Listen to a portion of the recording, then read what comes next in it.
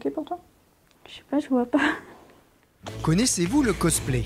Cette idée d'incarner des personnages fictifs ou réels en reprenant leurs costumes et attitudes jusque dans les moindres détails. De nos jours, le cosplay a de nombreux adeptes à travers le monde et bien évidemment aussi sur notre territoire. C'est le cas d'Amélie, une jeune cinquantinoise qui pour l'occasion est devenue Ahsoka, un personnage emblématique de l'univers Star Wars. Ça a commencé par un stage d'anglais en dehors de l'école. C'était une personne qui aimait Star Wars et du coup le stage d'anglais était sur le thème de Star Wars. Et du coup en revenant à la fin du stage, j'ai demandé à mes parents c'est quoi Star Wars, vous connaissez? Et après du coup ils m'ont montré les films et la première personne que j'ai vue c'est Leia. Et j'ai adoré Leia. Au début j'ai un peu hésité parce que je pensais que j'allais être toute seule en costume. Du coup, je voulais pas trop me mettre en costume, mais après, quand j'ai vu qu'il y avait des costumes, je me suis mis, puis c'était magique. La réalisation artisanale des costumes est une vraie discipline pour beaucoup de cosplayers. Couture, collage, récupération et détournement d'objets, un de leurs plaisirs est de passer du temps sur ces créations, jusqu'à arriver à la ressemblance la plus proche du modèle. Tu en es où de l'épaule? Tu penses avoir fini? Non, ça va être long. Même celle-là, elle est pas finie encore? T'as pas réussi à faire en entier?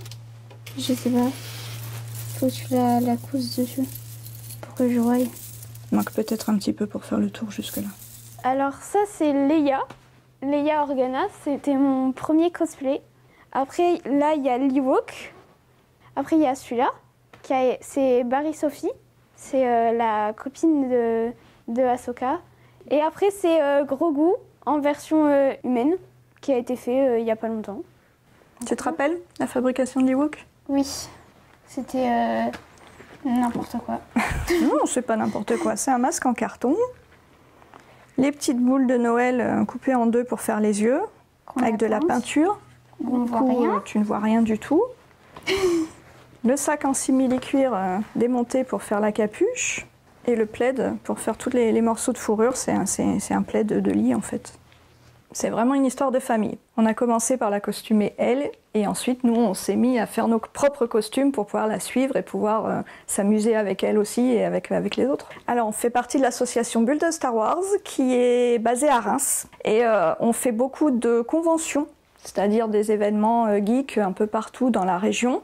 Et puis on fait aussi un peu d'événements caritatifs. Donc on prépare là une animation sur Saint-Quentin. Sur la place de l'Hôtel de Ville, le 30 septembre, avec d'autres associations, du sabre laser, du caritatif, du cosplay, une démonstration de danse aussi dans l'univers Star Wars, enfin, plein de surprises je pense, et ça va être très très très sympa. L'univers du cosplay est réellement ouvert à tous.